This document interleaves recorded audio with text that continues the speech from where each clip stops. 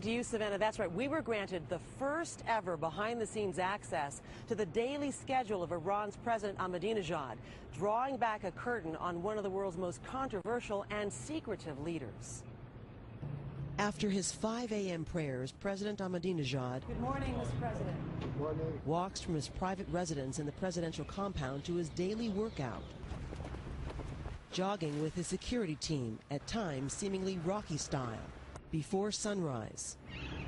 Then to the gym, often lifting weights or cycling. Concerned about staying healthy, President Ahmadinejad exercises more than 30 minutes every morning.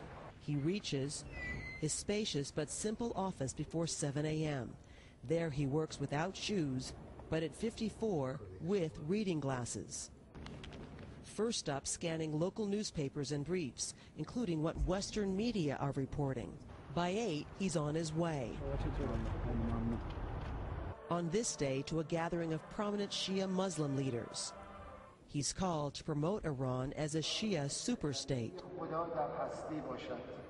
By 9:40, he's boarding a government 707, more than 50 years old. The flying relic is likely a result of Western sanctions long imposed against Iran.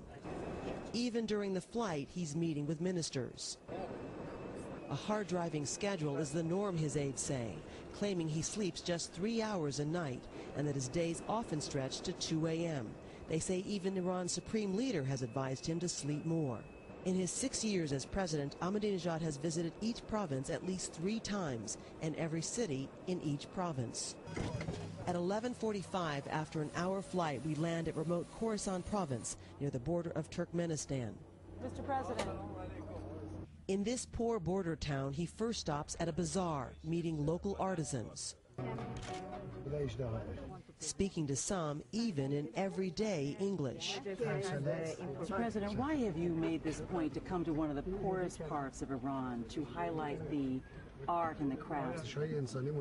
And we want to show that all eco members, we have some common, humanity, human values.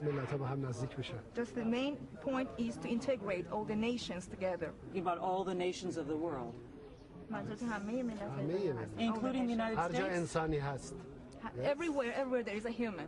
Keeping obviously a grueling schedule, what is your primary motivation as president? Why do you work so hard?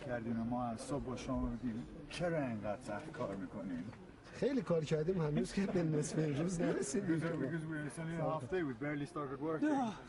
Mindful that this is one of the poorest parts of his country, at 12:50 he's on the move again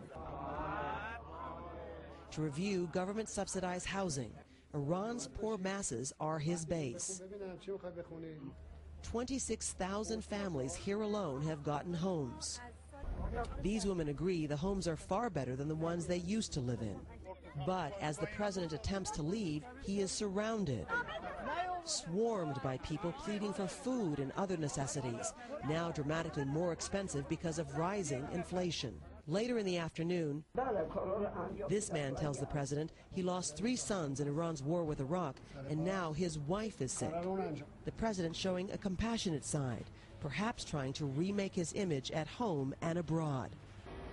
At 6:35, he lands back in Tehran. What is the future you wish for Iran? Why? I want the same future as I want for every nation in the world: peace, friendship, happiness, and unity. At 7:30, back at the presidential compound for hours for more meetings. He stops to pray for the 5th time on this day. And then, in darkness, he returns to work, expected to go until midnight, when night becomes day again. President Ahmadinejad is about to appear once again on the world stage when he speaks before the United Nations General Assembly.